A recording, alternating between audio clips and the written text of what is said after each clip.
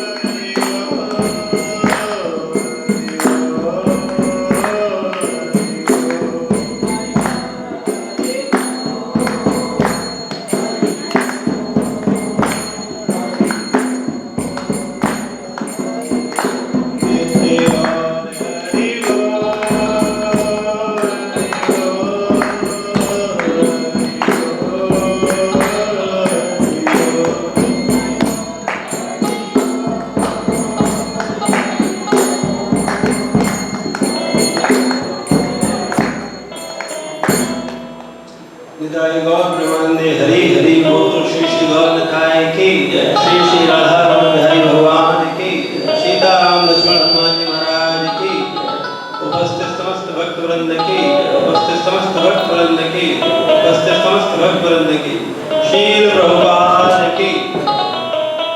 ओम नमो भगवते वासुदेवाय।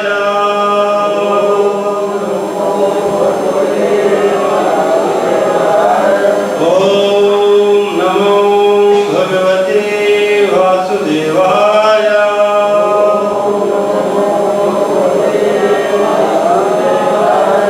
ओम नमो भगवते वासुदेवाय।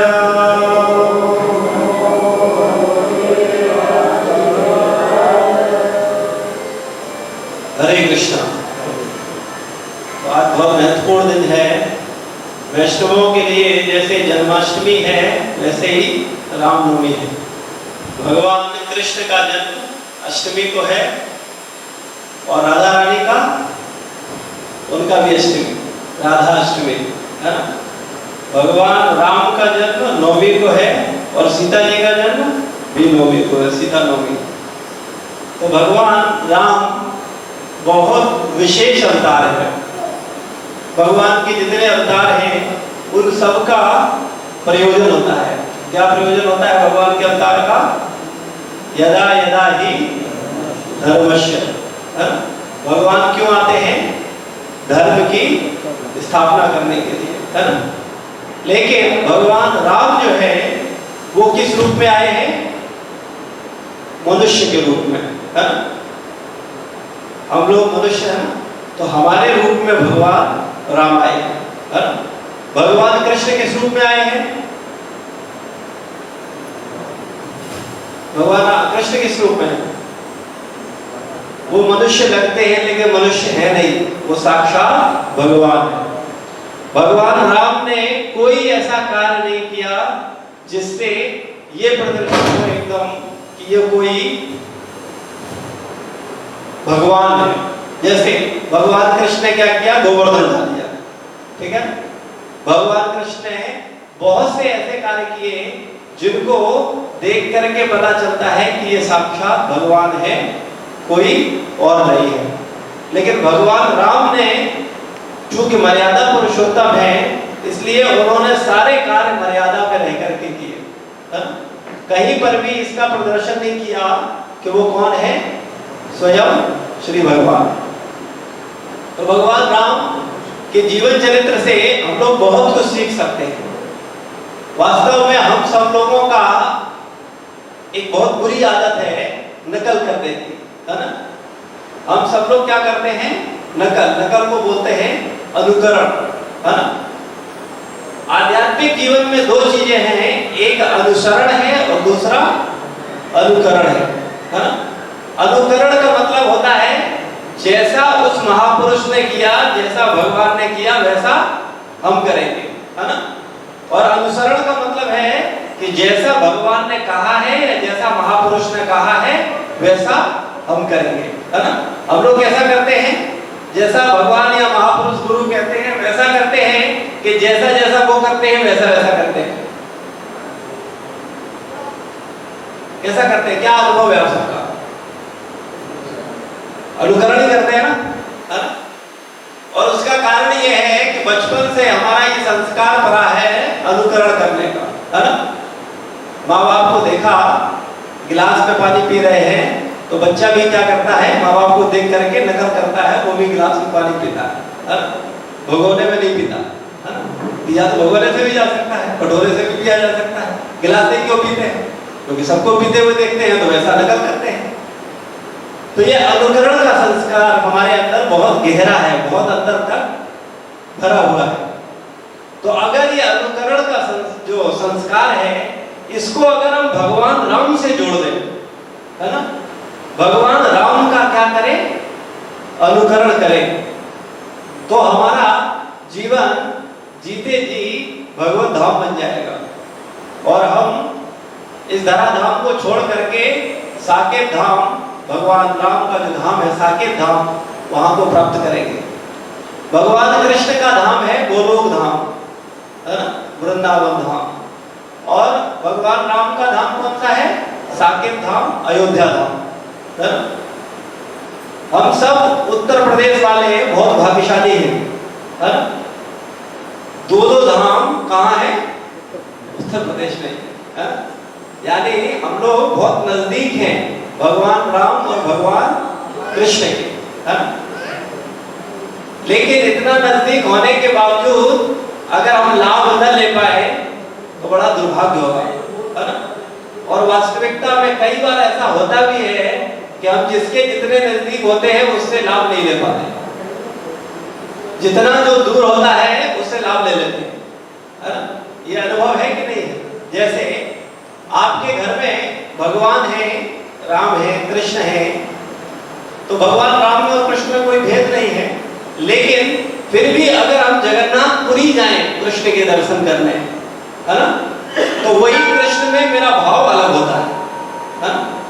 अगर जगन्नाथ जी का मंदिर आपके लखनऊ में हो, आपके घर के पड़ोस में हो, तो वहां आप जाएंगे तो उतना भाव आपका नहीं बनेगा।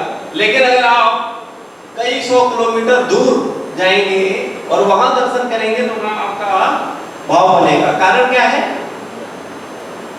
कारण यह है कि वो दूर के, नजदीक का है तो फिर वैल्यू नहीं है, क्योंकि डेली मिल रहे हैं। अरे वही जगन्नाथ है, बगल से डेली निकलते हैं, डेली प्रणाम करते हैं, वही तो जगह, क्या स्पेशल? और अभी वो जगन्नाथपुरी गए तो उतना लंबा टिकट लिया, उतना वेटिंग में लगे, उसके बाद घंटों रातों यात्रा करी, उसके बाद परेशान होते होते धक्का मुक्की खाते खाते सारे काम साइड में किए, उसके बाद पुरी पहुंचे तो पुरी में जैसे ही जगन्नाथ जी के दर्शन हुए सीधे लेट गए। अरे भगवान बड़ी मुश्किल से मिले। तो कहने का मतलब है कि कोई चीज को जितना हम वैल्यू देते हैं, है ना, या जितना उसको प्राप्त करने के लिए प्रयास करते हैं, उतना ही उससे हमें लाभ मिलता है, हमारा भाव बनता है, हमारी श्रद्धा बनती है। तो भगवान राम और भगवान कृष्ण हमारे नजदीक हैं, तो हमें ऐसा नहीं सोचना चाहिए कि भगवान राम तो यहीं के हैं, है ना? वास्तव में भगवान से साकेत धाम अयोध्या, जो कि यहाँ से ज्यादा नहीं 130-35 किलोमीटर दूर है ना, और वृंदावन धाम, इन धाम का दर्शन करने के लिए बहुत से बाहर से विदेशी भक्त कई लाख रुपए खर्च करके आते हैं, है ना? और आकर के भगवान के, हर व्यक्ति का ऐसा नहीं होता कि फॉरनर, हर व्यक्ति बहुत रईस है, ना? कई बार हम ऐसा सोचते हैं कि नहीं फॉरनर है तो धनवान ही होगा, लेकिन ऐसा नहीं है। वहां पर भी लोग सेविंग करते हैं, बचाते हैं पैसे को, और उसके बाद एक बड़ा अमाउंट खर्च करते हैं भगवान के दर्शन करने के लिए, है? लेकिन हम लोगों को बहुत नजदीक है, पास में अयोध्या है, पास में भगवान कृष्ण का जन्म स्थान है, तो हम लोग सोचते हैं ठीक है, कोई खास क्या है। और अगर आपको वही भगवान राम के दर्शन करने के लिए आपको कई लाख खर्च करने पड़े, है ना, सोच करके देखो, आप कई लाख इकट्ठा करो, सेविंग करो, बचाओ, और उनको खर्च करने के बाद फिर आपको एकमात्र एक झलक मिले साकेत धाम की, है, तो आपका भाव भी बढ़ जाएगा। लेकिन चूंकि नजदीक है तो कोई वैल्यू नहीं है, ठीक है, डेली निकलते हैं उधर से, है? तो ऐसा भाव हमें भगवान के प्रति नहीं रखना चाहिए। भगवान राम, भगवान कृष्ण जो कि पूर्ण पुरुषोत्तम है, राम में और कृष्ण में कोई भेद नहीं। भगवान राम लीला पुरुषोत्तम है और भगवान कृष्ण मर्यादा पुरुषोत्तम है। तो हम बात कर रहे थे कि अगर नकल किया जाए, अनुकरण किया जाए, तो वो कौन से भगवान का किया जा सकता है? भगवान राम जी का। भगवान राम ने सारे रिलेशन कितनी मर्यादा से निभाए। आप कोई भी रिश्ता देख लीजिए, चाहे वो मित्रता का हो, चाहे वो भाई भाई का हो, चाहे गुरु शिष्य का हो, चाहे पिता पुत्र का हो, सारे संबंध, चाहे पति पत्नी का हो, सारे संबंध उन्होंने, चाहे राजा और प्रजा का हो, सारे संबंध इतनी मर्यादित है, इतने मर्यादित है कि उतनी मर्यादा भगवान राम के अलावा और कोई जीवात्मा कर भी नहीं सकता। ये भी बिल्कुल बिल्कुल। हम अनुकरण, कितने भी बड़े हम अनुकरणी करने वाले हों, कड़वे शब्दों में नकलची बंदर, है ना, नकल करने वाले तुरंत नकल कर लेते हैं। अगर वास्तव में हम नकल करने वाले हैं अनुकरण करके दिखाएं तो हमारा जीवन धन्य हो जाएगा। भगवान राम हर रिश्ते को जोड़ते हैं। भगवान राम का जीवन इतना पवित्र है कि वो हमें क्षमा, दया, विनय सिखाता है कि कैसे व्यक्ति को विनयवान होना चाहिए, कैसे क्षमावान होना चाहिए। कितने बड़े दयालु है भगवान राम। इसका उदाहरण छोटी सी घटना से लेते हैं। भगवान राम जब उनकी पत्नी का हरण करके रावण ले जाता है और भगवान राम उस पर युद्ध करने की तैयारी कर रहे होते हैं, तो भगवान बोलते हैं कि भगवान का एक गुण है कि भगवान की शरण में कोई चला जाता है तो भगवान उसे क्षमा कर देते हैं, कितनी भी बड़ी गलती की हो। ये क्षमा शब्द जो है ना, भगवान राम से सीखना चाहिए। अब इससे बड़ी गलती कोई क्या करेगा कि किसी की आप पत्नी को ही ले जाए, है ना? आप सोच करके देखो, कोई आपकी पत्नी का अपहरण कर ले और बाद में आके आपको क्षमा मांगे, आप क्षमा करोगे? लेकिन भगवान राम बोलते हैं कि जाओ रावण को बोलो अभी भी वापस कर दे, मैं उसे क्षमा कर दूंगा। अगर गलती का एहसास कर लेता है कि उसने गलती की है और वो मेरी पत्नी को वापस कर देता है तो मैं उसे क्षमा कर दूंगा। रावण का भाई विभीषण जब भगवान राम की शरण में आता है तो सारे लोग संशय करते हैं, भगवान राम की सेना में जितने लोग हैं, कि ये रावण का भाई है, ये क्यों आया है, ऐसे कैसे यहाँ कोई भेद लेगा, ये करेगा वो करेगा, इसको नहीं शरण देना चाहिए, यहाँ आया है हमारे पास रहने के लिए और रह करके हमारे भेद लेगा, हमारे ही उस पे गुट पे रहेगा, कब क्या करते हैं, कौन सा टाइम बम लेकर के आ रहा हो रखे और फोड़ दे, है ना? लेकिन भगवान राम कहते हैं कि नहीं, अगर ये हमारी शरण में आया है तो उसे लेकर के आओ। और भगवान राम क्या करते हैं, उसको शरण में आने पर लंका का राज तिलक कर देते हैं। लंका अभी जीती नहीं है और पहले ही क्या कर दिया, विभीषण को लंका का राजा घोषित कर देते हैं। तो भगवान राम की सेना में भगवान राम के जो मंत्री थे, उनके जो भक्त थे, वो कहते हैं भगवान आपकी दयालुता का कोई पार नहीं है। आप एक बात बताओ, आपने लंका विभीषण को दे दी क्योंकि विभीषण शरण में आ गया, इसे लंका का राजपाट दे दिया, और अगर रावण जिसने आपकी पत्नी को चुराया है वो आ गया आपकी शरण में तो उसे कौन सा राजपाट दोगे? तो भगवान कहते हैं अयोध्या अभी बाकी है, मैं उसे अयोध्या का राजा बना दूंगा। ये है भगवान राम। भगवान राम का जीवन हम सोच नहीं सकते, कितने दयालु हैं, कितने विनयवान हैं, कितने क्षमावान हैं। उनकी पत्नी को चुराने वाले व्यक्ति को भी क्या कहते हैं कि अगर वो शरण में आ जाएगा तो मैं उसे अयोध्या का राजा बना दूंगा। और भगवान राम कभी किसी को ये नहीं देखते कि नहीं ये बहुत बड़ी सेवा कर रहा है, ये बहुत छोटी सेवा कर रहा है, ये तो ऐसा है, ये वैसा है, ऐसा नहीं। भगवान सब सेवाओं को कैसे देखते हैं? समान भाव से देखते हैं। बस एक चीज जरूर देखते हैं कि निष्कपट मन से होना चाहिए। भगवान राम कहते हैं मोह कपट छल छिद्र न भावा। मुझे तीन चीजें बिल्कुल पसंद नहीं। कौन कौन सी? कपट, छल और छिद्र। कपट मतलब क्या होता है? कपट का मतलब होता है जो हम नहीं है वो दिखाने की कोशिश करते हैं, है ना? हमारे अंदर भाव नहीं है, हम है फ्रॉड, लेकिन हम दिखाने की कोशिश करते हैं, हम तो महान भक्त हैं, हम तो बड़े सेवक हैं, हमारे समान तो कोई है ही नहीं। ये क्या है? कपट। छल, छल मतलब होता है चीट करना, धोखा देना। मौके की फिराक में रहते हैं, जैसे ही मौका मिला और हम धोखा दे देते हैं। हम सबका स्वभाव। छिद्र, छिद्र मतलब छिद्रान्वेषण, दूसरों के दोषों को देखना, निंदा करना, चुगली करना, व्यर्थ की बातें इधर का उधर करना, छिद्रान्वेषण। भगवान राम कहते हैं कि मुझे ये तीन चीजें बिल्कुल पसंद नहीं। मोह कपट छल छिद्र न भावा, मुझे ये बिल्कुल पसंद नहीं, भाते नहीं है। तो अगर कोई व्यक्ति, कोई भगवान का भक्त, कोई जीव भगवान को खुश करना चाहता है तो उसे बहुत ज्यादा यज्ञ, तपस्या, जप, साधन करने की आवश्यकता नहीं है। बस सरल बन जाए, कपट छोड़ दे, दूसरों के दोष देखना छोड़ दे और धोखा देना छोड़ दे, छल करना छोड़ दे। बस ये 3 चीजें छोड़ दे तो वो भगवान की कृपा का पात्र बन जाता है।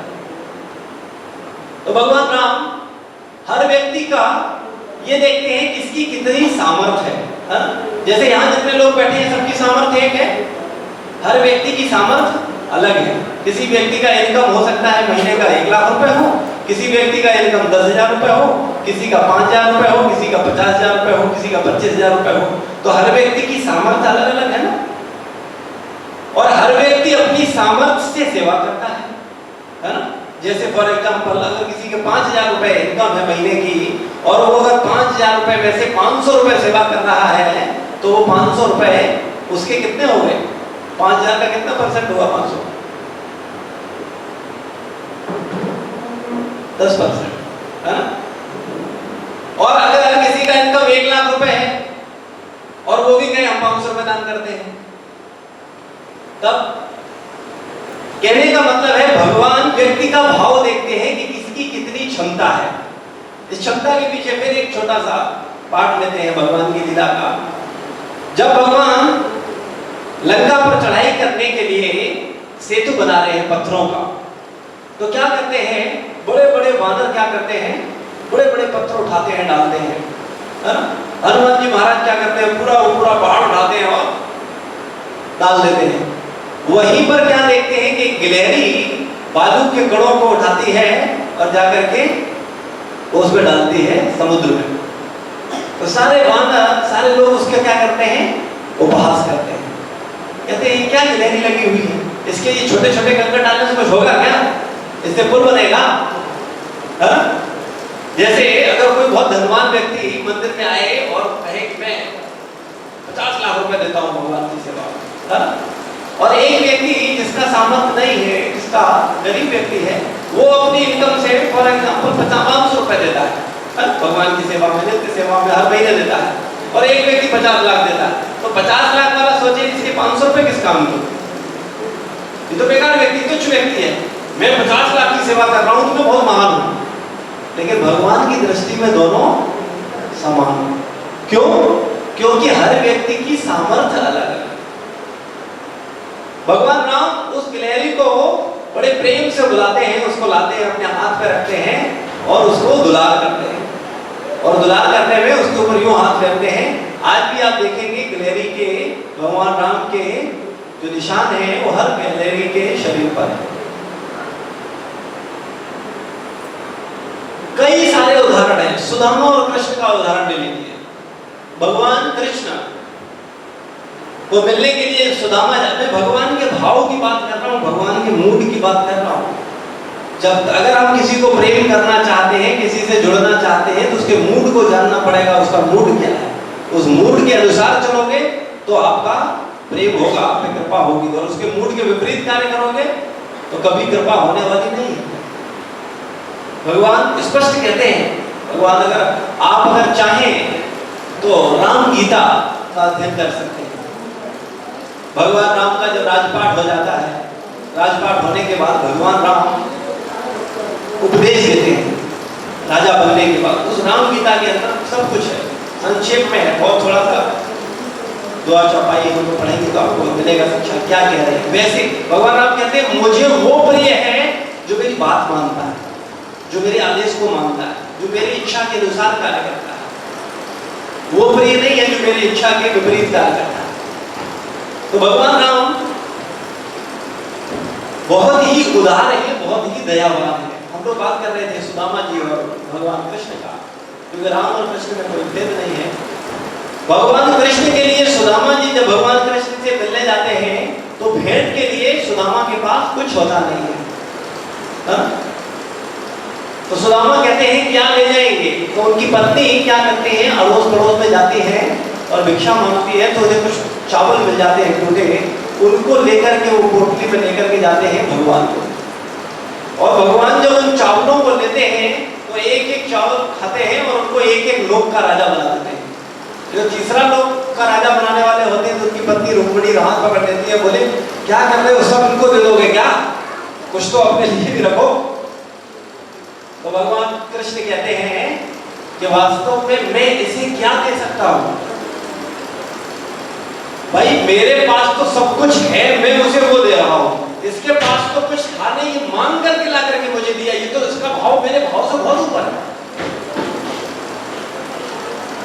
भगवान कृष्ण तो मालिक है ना, वो तो एक लोग उसका उसने दे दिया, लेकिन सुदामा का तो कुछ था ही नहीं, सुदामा तो दूसरे से मांग करके लाया भगवान के लिए।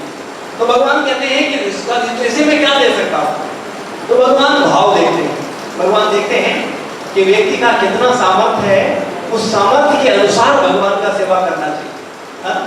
कई बार क्या करते हैं, कोई अनुकरण करे, अनुकरण मतलब कि गिलहरी को देखे कि गिलहरी छोटे छोटे कण डाल रही है पुल बनाने में, तो बंदर क्या देखें और रीछ देखें, अरे हम तो पहाड़ डाल रहे हैं, भगवान खुश नहीं हुए, हमारे ऊपर हाथ नहीं फेरा, इस गिलहरी के छोटे छोटे कण डालने में भगवान ने क्या किया, हाथ फेर दिया, उसको पुचकार दिया, तो हम भी क्या करेंगे, छोटे छोटे कण डालेंगे। हमें अपनी सामर्थ्य से भगवान का सेवा करना चाहिए, जितना सामर्थ्य हमारा है। कई ऐसी कथाएं हैं हमारे वेद पुराण, आप लोग सकट का कथा सुना है? सुना? आप लोग पता ही होगा, है ना? कोई माता जी अनुकरण करती है और अनुकरण का परिणाम उन्हें क्या मिलता है, आप लोगों को जानकारी होगी। तो भगवान राम जो है बहुत दयालु है, बहुत कृपालु है, और भगवान राम ने जो जो जीवन में किया आप वो कर सकते हो। भगवान राम ने जिस तरह से गुरु का सेवा किया, जिस तरह से माँ बाप का सेवा किया, उस तरह से आप कर सकते हो। हा? और माँ बाप, गुरुजन, मित्र, पत्नी, समाज में रहते हुए एक मर्यादा को स्थापित कर सकते हैं। लेकिन सोच करके देखो, भगवान राम का जीवन चरित्र, भगवान राम का राज्याभिषेक होने वाला है अगले दिन। सारे राजपाट, सारे राज्य के लोग भगवान राम को इतना चाहने वाले कि उनकी एक आवाज पर मारकाट हो जाए। भगवान राम बोले तो सब उनके फेवर में। इतना शक्तिमान होते हुए भगवान राम को पता चलता है कि उनकी माता का इच्छा है कि वो वन में जाए, वो राजपाट न करें, उनके भाई को राजा बनाया जाए। तो भगवान राम क्या करते हैं, तुरंत वानप्रस्थ चले जाते हैं। आप सोच करके देखो, अगर भगवान राम की जगह हम लोग हो तो क्या करेंगे? अगर हमें हमारे माता पिता बोले कि ठीक है 4 भाई हैं, इस भाई को दे दो सब, तुम वन में निकल जाओ, तो हम केस कर देंगे, है ना? और उस पर भी अगर हम ये देखें कि समाज, रिश्तेदार, परिवारजन सब मेरे फेवर में है, तब तो माता पिता को सूली में लटका देंगे। भगवान राम का चरित्र हम देख सकते हैं। प्रजा उनसे इतना प्रेम करती है कि उनके पीछे पीछे इतना जनबल है उनके पास, लेकिन फिर भी क्या करते हैं, वो अपने पिता को, अपने माता का आदेश का पालन करने के लिए क्या करते हैं, वन में चले जाते हैं। एक बार एक बाबा जी कथा कर रहे थे, वो कह रहे थे कि राम बन गए, तो बोले राम बन नहीं गए, राम बन गए। अगर राम बन नहीं जाते तो बन पाते? भगवान वास्तव में उन्होंने जो मर्यादा स्थापित करी कि अपने माता पिता के आदेश के लिए वन में चले गए, वन में जाकर के रावण को मारने का यश किया। रावण जैसा ऐसा राक्षस जिसे कोई जीत नहीं सकता, और उसको मार दिया, है ना? रावण को मारने की क्षमता पता है किसमें? भगवान के दास में नहीं थी, हनुमान जी महाराज। हनुमान जी महाराज चाहते तो रावण को चुटकी में मसल देते, लेकिन हनुमान जी महाराज का देखिए, जब राम की चर्चा हो रही है और भगवान उनके सेवक हनुमान की चर्चा न हो तो राम जी को अच्छा नहीं लगेगा। तो हनुमान जी को देखिए, हनुमान जी इतने शक्तिमान हैं, जाते हैं, उनकी पूंछ में आग लगा दी जाती है, वो चाहते तो रावण को यूं मसल करके मार करके और सीता माता को ले आते, लेकिन हनुमान जी ने रावण को क्यों नहीं मारा बताइए? क्योंकि वो यश भगवान राम को देना चाहते, और भगवान राम का आदेश नहीं था कि हनुमान तुम जाकर के रावण को मार दो। हम लोग क्या करते हैं, अगर हमारे पास शक्ति होती है तो हम क्या करते हैं, शक्ति से ऊपर कार्य करते हैं, है ना? आदेश सब किनारे रख देते, बोले मैं अभी जाता हूँ, अभी करके आता हूँ, और बाद में आकर के वकालत करेंगे हमने तो आपके लिए किया, आपके कहने से किया, आपके लिए मैंने मार दिया उसको। लेकिन हनुमान जी महाराज जानते हैं कि नहीं, इसे मारने का अधिकार किसे है? भगवान राम को है, और भगवान राम ही आकर के इसको मारेंगे और संसार में यश अर्जित करेंगे। एक सेवक जो है, सेवक का धर्म, दास का धर्म कोई सीखना है तो हनुमान जी महाराज से सीखे। आप सोच करके देखो, हनुमान जी महाराज तो इतना भगवान का सेवा किए कि उनकी इच्छा के अनुसार क्या क्या किए। और द्वापर युग में जब भगवान राम कृष्ण के रूप में आते हैं, तब भी हनुमान जी आते हैं। भगवान के बहुत सारे सेवक हैं, बहुत सारे पवित्र आत्माएं हैं जो भगवान के सेवक हैं। गरुड़ महाराज, है ना, सुदर्शन, हनुमान जी महाराज, नारद जी, अर्जुन, ढेरों भगवान के अनंत भक्त हैं, है ना। और उन अनंत भक्तों में भगवान का इशारे का इंतजार करते हैं कि भगवान का इशारा जिसको होगा वो कार्य करेगा। ये नहीं है कि सब तैयारों में नहीं गए, इसको धक्का मारे, उसको लड़े, उससे ईर्ष्या करें, उसको गिराएं, उसके बाद सेवा करके दिखाएं, है ना। हम लोग ऐसे करते हैं। द्वापर युग में भगवान राम भगवान कृष्ण के रूप में जब आते हैं तो हनुमान जी महाराज पहुंचते हैं और कहते हैं, भगवान मैं आपका दास हूं, मेरे लिए क्या सेवा है? क्योंकि हनुमान जी महाराज सशरीर हैं। जब भगवान राम साकेत धाम जाते हैं तो साकेत धाम के रहने वाले समस्त लोगों को शरीरों में स्नान करवा करके अपने साकेत धाम वापस ले जाते हैं। और हनुमान जी महाराज मना करते हैं, कहते हैं महाराज वहां साकेत धाम में आपकी कथा थोड़ी मिलेगी, यहाँ कथा है, तो जब तक आपकी धराधाम पर कथा है तब तक मैं धरती पर वास करूंगा। और हनुमान जी महाराज त्रेता युग से द्वापर युग और कलयुग तीनों में है, और साक्षात दर्शन दिए हैं हर युग में। त्रेता युग में साक्षात रावण के साथ कितनी मिलाई हुई आप लोगों को पता है। द्वापर युग में भीम के सामने पूछ रख देते हैं, बोले उठाओ, है ना, द्वापर की तो घटना है। और कलयुग में तुलसी बाबा को बोलते हैं, कलयुग में भी साक्षात दर्शन दिए हनुमान जी महाराज। सशरीर है, उन्होंने शरीर त्यागा नहीं है, एक ही शरीर से, उसी शरीर में, और तब तक रहेंगे जब तक राम कथा रहेगी। यहाँ पर भी हनुमान जी है, राम कथा चल रही है, हनुमान जी है, लेकिन हम उन्हें नहीं देख सकते। तुलसी बाबा जब राम कथा होता था तो तुलसी बाबा राम कथा सुनने जाते थे, और जहां राम कथा होती थी वहां हनुमान जी जरूर होते थे। लेकिन तुलसी बाबा नहीं पहचान पाते, हम लोग नहीं पहचान सकते किस रूप में भगवान, न जाने किस रूप में भगवान मिल जाए, है ना। तो एक जिंद जो होता है, जिंद आप लोगों को पता ही होगा, जिंद जो खुश हो जाता है तुलसी बाबा पे, क्योंकि तुलसी बाबा क्या करते हैं, सोच को जाते हैं, और सोच पे जाने के बाद कुछ जल बचता है उसको फेंक देते हैं बबूल के पेड़ पर। तो वहां बबूल के पेड़ से उस पे एक प्रेत का वास होता है, और वो उस जल से बड़ा संतुष्ट होता है, बड़ा खुश हो जाता है। खुश होकर के तुलसी बाबा को दर्शन देता है, बोले बताओ आपकी क्या इच्छा है, मांग लो। तो तुलसी बाबा कहते हैं कि मुझे भगवान राम से मिला दो। तो बोले क्या बात करते हो, भगवान राम से मिलने की क्षमता होती तो मैं प्रेत होता।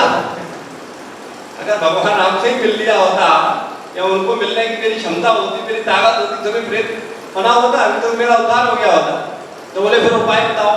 बोले उपाय ये है कि वो राम कथा होती है ना, वो राम कथा जब होती है तो वहां हनुमान जी महाराज आते हैं, वो चाहे तो आपको मिलवा सकते हैं।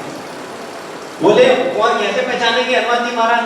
बोले कथा शुरू होती है तो सबसे पहले आ जाता है, और कथा समाप्त होने के बाद जब सब चले जाते हैं तब जाता है। ये है दास की पहचान, भक्त की पहचान। हम लोग क्या करते हैं, बोले अभी तो कीर्तन चल रहा होगा, बोले जब कथा शुरू होगी तब होगा, तब बैठेंगे तब सुन लेंगे थोड़ा सा। देखिए हनुमान जी महाराज जैसा श्रोता, सोच करके देखिए हनुमान जी महाराज कितना बुद्धि और बल को देने वाले हैं। वो हनुमान जी महाराज क्या करते हैं, राम कथा के प्रति इतना आदर है, इतना आदर है, तो वो राम कथा सुनने के लिए सबसे पहले हम जैसे तुच्छ श्रोताओं से भी पहले जाकर के बैठ जाते हैं। और ये नहीं देखते कि वक्ता कौन है। हनुमान जी महाराज से वक्ता कोई बड़ा हो सकता है, लेकिन राम कथा उन्हें प्रिय है, वो वक्ता को भी वही आदर करते हैं और पहले जाकर के बैठते हैं। तो हनुमान जी महाराज कथा में जाकर के बैठ जाया करते हैं। तुलसी बाबा जाते हैं, देखते हैं हाँ ये व्यक्ति है, कोढ़ी का सा रूप है, बिल्कुल गंदे मैले मुचेले कपड़े पहन करके हनुमान जी महाराज कथा में आकर के बैठ जाते हैं। और कथा जब समाप्त हो जाती है तो सबसे बाद में जाते हैं। तुलसी बाबा क्या करते हैं, उनके पैर पकड़ते हैं, कहते महाराज मैंने आपको पहचान लिया, वो दया करो। नहीं क्या क्या कर, तुम कोड़ी से क्या चाहते हो? कोड़ी बोले कोड़ी वोड़ी कुछ नहीं महाराज, दया करो। पैर पकड़ लेते हैं तुलसी बाबा, तो फिर हनुमान जी अपने रूप में आते हैं, फिर उन पर कृपा करते हैं और फिर उनको भगवान की भक्ति का सिद्धांत देते हैं, उपदेश देते हैं और वो भगवान को प्राप्त करते हैं। और जब भगवान के दर्शन होते हैं तब भी तोता बन करके बैठ जाते हैं हनुमान जी महाराज और ऊपर से बोलते हैं, चित्रकूट के घाट पे भई संतन की भीड़। आप लोग चित्रकूट घाट जाएंगे, वहां पे आपको अभी भी वो वृक्ष है जहां हनुमान जी महाराज तोता बन के भगवान राम और लक्ष्मण जी के दर्शन करवाते हैं तुलसी बाबा को। तो कहने का मतलब है हर युग में रहे हैं हनुमान जी महाराज। द्वापर युग में जब भगवान कृष्ण के पास पहुंचते हैं, भगवान कृष्ण कहते हैं मैं आपका दास, बताओ मेरे लिए क्या सेवा है। ये कौरवों की 100 कौरवों की जो सेना है, ऐसे तो क्यों अगर हम जैसे होते हनुमान जी की जगह, भगवान तो क्या कहते हैं, आप चिंता मत करो, अर्जुन अर्जुन को सब एक तरफ रहो, मैं अभी जाकर के सब खत्म करता हूँ। मेरा तो पुराना एक्सपीरियंस है ना बाबा, सर्टिफिकेट देख लो हमारा कितना एक्सपीरियंस है हमारे पास, मैं अभी अभी करता हूँ, आप बस आप टेंशन मत लो। लेकिन हनुमान जी महाराज इशारे का इंतजार करते हैं कि नहीं, भगवान किसे श्रेय देना चाहते हैं। तो हनुमान जी महाराज से भगवान बोलते हुए तुम झंडे पर बैठो, चुपचाप ऊपर जाओ। तो हनुमान जी क्या करते हैं, अपनी सारी शक्ति को समेट करके झंडे पर बैठ जाते हैं और कहते हैं इस द्वापर में मैं श्रेय अपने भक्त दूसरे भक्त अर्जुन को दूंगा। तो हनुमान जी महाराज को ईर्ष्या नहीं होती, बोले अच्छा त्रेता युग में तो तुमने मुझे मौका दिया था, मेरा बड़ा गुणगान हुआ, और द्वापर में अर्जुन करना ये कौन सी बात है, रूठ जाते मुझे हटा, झंडे पे नहीं बैठते, हम तो जा रहे हैं अपने घर। हम लोग तो यही करते हैं, हमारा तो यही मूड है। तो हनुमान जी महाराज वास्तव में बहुत बहुत बहुत परम भक्त है और भगवान की अंतरंग से अंतरंग जो डायरी है ना, उसमें उनका नाम भगवान के सबसे प्रिय है। यहां तक कि सुदर्शन, गरुड़, दाऊजी, इनका भी मान वर्णन करके हनुमान जी महाराज, भगवान हनुमान जी महाराज के माध्यम से इनका मद, इन्हें अहंकार हो जाता है, उनका वर्णन करते हैं, क्योंकि भगवान को अहंकार पसंद नहीं। तो भगवान राम के आधार पर, भगवान राम की शिक्षाओं के आधार पर जैसा उन्होंने जीवन जिया, उस तरह से हम अपना जीवन जी करके भगवान के प्रिय भक्त बन सकते हैं, है ना। भगवान ने जो हमें आदेश दिए, बहुत कुछ नहीं करना, बस सरल बन जाना है। और हम लोगों के लिए सरल बनना ही सबसे बड़ी प्रॉब्लम है ना। सरल बनना सरल है, कितने लोगों को लगता है कि सरल बनना सरल है। अरे भाई सरल बनना तो सरल है, इसमें क्या मुश्किल है, जटिल बनना मुश्किल है, सरल बनने में क्या मुश्किल है। लेकिन वास्तविकता यह है जो जटिल है उसे सरल बनना बहुत मुश्किल है, जो सरल है उसे सरल बनने में कोई दिक्कत नहीं, बहुत आसान, बहुत आसान। लेकिन जो जटिल है, जो अंदर से बड़ा जलेबी है, व्यक्ति की तरह है, जो अंदर से, उसका सरल होना बड़ा मुश्किल है, क्योंकि वो सरल होने का दिखावा तो करेगा लेकिन सरल हो नहीं पाएगा, क्योंकि उसका वो संस्कार उसे सरल नहीं होने देगा। तो भगवान राम को अगर हम खुश करना चाहते हैं, भगवान कृष्ण को खुश करना चाहते हैं, तो हमें सरल बनना पड़ेगा। और ये 2-3 चीजें छोड़नी पड़ेगी। कौन कौन? मोह, कपट, छल, छिद्र, प्रभाव। आज की राम कथा का सार यही है, 3 चीजें हमें छोड़नी है। कितने लोग छोड़ने को तैयार है? ईमानदारी दान खड़ा करें सारे लोग। भगवान देख रहे हैं, भगवान कृपा करेंगे आप सब पे। आपकी इच्छा है तो भगवान आपकी इच्छा जरूर पूरी करेंगे, लेकिन खाली हाथ खड़ा करने से नहीं होगा। डेली आकर के भगवान से प्रार्थना करो, डेली डेली आके भगवान के सामने रो, हे भगवान मुझसे श्री श्री गौरताय की जय, श्री श्री राधा रमण हरि भगवान की जय, सीताराम लक्ष्मण हनुमान जी महाराज की, श्री प्रभुपाद की। तो अगर आप वास्तव में चाहते हो सरल बनना, अगर आप चाहते हो वास्तव में आपके अंदर से कपट चला जाए, है ना, आपके अंदर से दूसरों के दोष देखना, दूसरों की निंदा करना, ये बुराई चली जाए, है ना, और दूसरों को धोखा देने की प्रवृत्ति चली जाए, तो इसके लिए केवल एक बार हाथ उठाने से काम नहीं चलेगा। इसके लिए डेली आकर के आपको प्रार्थना करनी पड़ेगी। बहुत हृदय से, है ना, हे भगवान मुझसे कभी किसी का निंदा ना हो, मुझसे कभी किसी को मैं धोखा न दूं, है ना, मैं जो हूं वो अपने आप को रख पाऊं, है ना। वास्तव में बड़ा कौन, बड़े हृदय वाला कौन होता है, आप सोच करके देखो। बड़े हृदय वाला वही होता है जो है वो अपने आप को रखते हैं, है ना। छोटा हृदय वाला कौन होता है, जो नहीं है वो अपने आप को रखे, है ऐसा कि नहीं। बहुत बड़ा हृदय चाहिए कि नहीं है चाहिए। मान लो फॉर एग्जाम्पल आप चोर हो, या आप कपटी हो, और आप इस बात को स्वीकार करो कि मैं कपटी हूं, इतना बड़ा हृदय चाहिए, है ना। तो वास्तव में अगर हम डेली प्रे करेंगे भगवान से कि हे भगवान हम पर कृपा करो, जिससे कि हमारा अपना कपट, दूसरों के दोष देखना, छिद्रान्वेषण और धोखा देने की प्रवृत्ति ये चली जाए, तो इसके लिए डेली प्रे करना पड़ेगा। प्रार्थनाओं में इतनी शक्ति है, आप करके देखो, आपका हृदय निश्चित बदलेगा। और अगर ना बदले तो आपकी प्रार्थना में कमी थी, भगवान में कमी नहीं है। आप करके देखो, अगर नहीं आपका हृदय बदले, आप हमें बताना आकर के व्यक्तिगत रूप से कि मैं इतने दिन से प्रार्थना कर रहा हूं, मेरे ऊपर कोई असर नहीं हुआ। तब मैं आपसे पूछूंगा प्रार्थना कैसे करते हो, क्योंकि प्रार्थना केवल रटी हुई नहीं होनी चाहिए तोते की तरह। भगवान को ये कपट ना हो, छल ना हो, चित्र ना हो, ठीक, हरे कृष्णा जाते हैं, तो इससे काम नहीं चलेगा।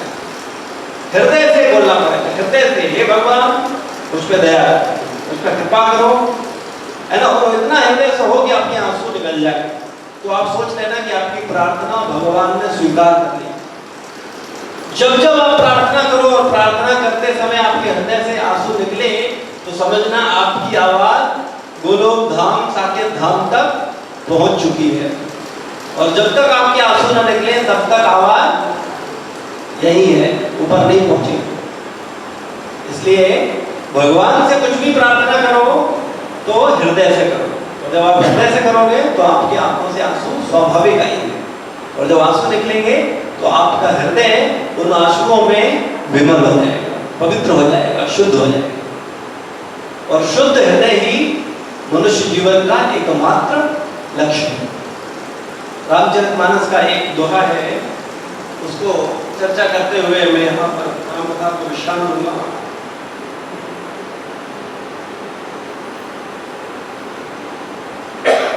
भगवान राम जो उपदेश देते हैं ना, राजपाट होता है जब उनका, तब भगवान राम उपदेश देते हैं। तो उपदेश देते समय बहुत सारे उपदेश देते हैं, उनमें से जो उपदेश है मैं उसको आपको बता रहा हूं।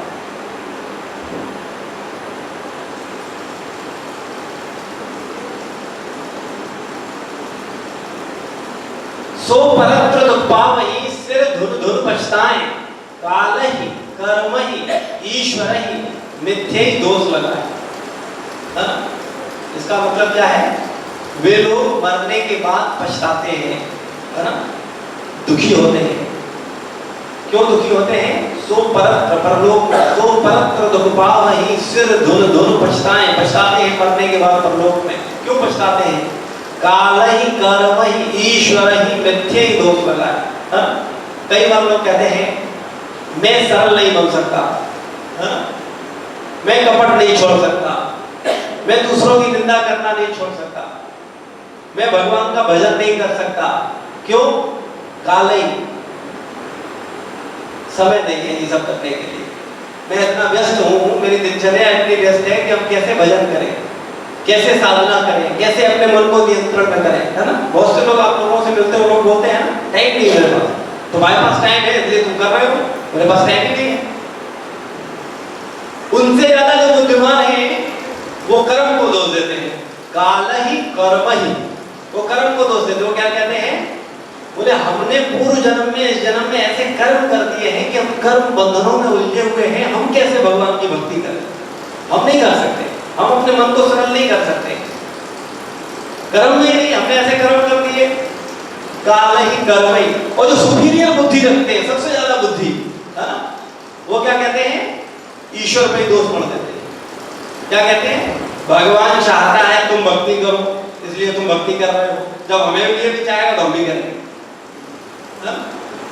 काल ही कर्म ही ईश्वर ही मिथ्ये मीन्स झूठे दोष लगाए। ऐसे मूर्ख झूठे दोष लगाते, ये बुद्धिमान नहीं है, ये अव्वल दर्जे के मूर्ख है जो काल में बोलते हैं मेरे पास टाइम नहीं है, मेरे कर्म ऐसे हैं, मैं कर्म बंधनों में फंसा हुआ हूं, मैं कैसे भजन करूं।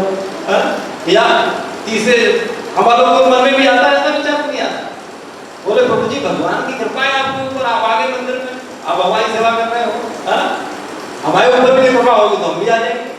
सोचते हैं ना कि नहीं सोचते? लेकिन वास्तविकता में ये डिसीजन किसके पास है? हमेशा हमारे पास, कि हम किस तरह से भगवान के प्रति अपने आप को समर्पित करें। काल ही कर्म ही ईश्वर ही मिथ्ये ही दोष लगाए। भगवान बोलते हैं, मैं आपको दुआरी प्रश्न संक्षेप में बोल देता हूँ, बहुत इंपॉर्टेंट है, इसको ध्यान से सुनिए। हे भाई, इस शरीर के प्राप्त होने का फल विषय भोग नहीं है, स्वर्ग का भोग भी बहुत थोड़ा है, अंत में दुख देने वाला है। अतः जो मनुष्य शरीर पाकर विषयों में मन लगा देते हैं, वे मूर्ख अमृत के बदले विष ले लेते हैं। माया की प्रेरणा से काल कर्म स्वभाव गुण से घिरा हुआ यह सदा भटकता रहता है। बिना ही कारण स्नेह करने वाले ईश्वर कभी बिरले ही दया करके ऐसे मनुष्य शरीर दे देते हैं। ये मनुष्य शरीर हमें मिला है, अपने आप में बहुत बड़ा भाग्योदय है। हमें लगता है हमें कौन सा भाग्यशाली है, हमारे पास तो अरब रुपए नहीं है, हमारे पास तो बड़ा फ्लैट नहीं है, हमारे पास तो बड़ी गाड़ी नहीं है, लेकिन हम अव्वल दर्जे के मूर्ख हैं। हमारे पास मनुष्य शरीर है, ये अपने आप में सबसे बड़ा उपहार है भगवान का, ये आसान नहीं है। लेकिन चूंकि हम मनुष्य शरीर का उपयोग ही नहीं करना जानते, इसलिए हमें विशेष नहीं लगा। इस मनुष्य शरीर का उपयोग कैसे होता है, आगे बोलते हैं। नर तनु भव बारिद कहूं बोरे, सन्मुख मरुत अनुग्रह मोरे, कर्णधार सद्गुरु दृढ़ लावा, दुर्लभ साज सुलभ करि पावा। यह मनुष्य शरीर, मनुष्य का शरीर भव सागर से तारने के लिए नाव के समान है। हम लोग संसार सागर है, जो भव सागर है, इसमें मनुष्य का शरीर क्या है? नाव है ना, जहाज है। मेरी कृपा अनुकूल वायु है, तो भगवान की कृपा क्या है? अनुकूल वायु। अनुकूलता क्या है? कि वो संत से मिला दें, सदग्रंथ से मिला दें, है ना, ये उनकी अनुकूलता है। बस भगवान इतनी कृपा करते हैं, इससे ज्यादा कृपा नहीं करते हैं। क्या करते हैं? बिनु हरि कृपा मिले नहीं संता। भगवान की कृपा अनुकूल वायु ये है, तो अपने भक्तों से मिला देते हैं। मेरी कृपा ये अनुकूल वायु है, और सदगुरु इस मजबूत जहाज के धोने वाले, खेने वाले हैं। और जो गुरु होता है वो कौन होता है? जहाज को चलाने वाला, है ना। आपका शरीर चलाने वाला कौन है? बताइए। आपका शरीर सुबह से शाम तक किसके इशारे में नाच रहा है? मंदिर में तो सही बोला करो, मन के इशारे में नाच रहा है। हम मन के इशारे में चल रहे हैं, गुरु के इशारे में नहीं चल रहे। मेरा मन बोला मुझे ये करना है, नहीं करना। मन ने बोला मुझे यहाँ जाना है, तो वहां चलेंगे, है ना। हम मन के अधीन हैं, हम गुरु के अधीन नहीं हैं। लेकिन जब सत्संग करने से बिनु सत्संग विवेक न होई, जब विवेक हो जाता है व्यक्ति को, फिर विवेक से जब वो चलता है, तब उसका गुरु उसे घेरा होता है, क्योंकि वो विवेक से चल रहा है। विवेक उसका नहीं है, विवेक सत्संग द्वारा दिया गया है। तो विवेक के द्वारा चलने वाला व्यक्ति ही वास्तव में इस जहाज को पार ले जा सकता है। इस प्रकार दुर्लभ कठिनता से मिलने वाले साधन सुलभ होकर भगवत कृपा से सहज ही उसे प्राप्त हो गए हैं। ये भगवान की बड़ी कृपा है कि हमें मनुष्य शरीर मिला है, श्रील प्रभुपाद जैसे संत की कृपा मिली है, सुंदर सुंदर ग्रंथ मिले हैं, और उन ग्रंथ को पा करके भी, भक्त को पा करके, संतों को पा करके भी अगर हम अपना जीवन ना बदलें तो हम आत्महत्या करने वाले हैं। आत्महत्या करने वाले की जो गति है वही गति हमारी होगी, क्योंकि हमें इतना कुछ मिलने के बावजूद भी हमने अपने जीवन में कोई सुधार नहीं किया, अपने हृदय का शुद्धिकरण नहीं किया। तो हम सभी लोगों को भगवान राम से प्रार्थना करनी चाहिए कि भगवान राम हम पर कृपा करें, जिससे कि हम कपट, छल और छिद्र इनको छोड़ करके आपका भजन कर पाए, आपकी सेवा कर पाए। श्रील प्रभुपाद की जय, गुरु महाराज की जय। श्री रामचंद्र की, सीताराम लक्ष्मण हनुमान जी महाराज की, समस्त भक्तवृंद की। किसी का कोई प्रश्न हो, कोई जिज्ञासा हो तो पूछ सकते हैं। कोई संशय, कोई प्रश्न? श्री प्रभुपाद की।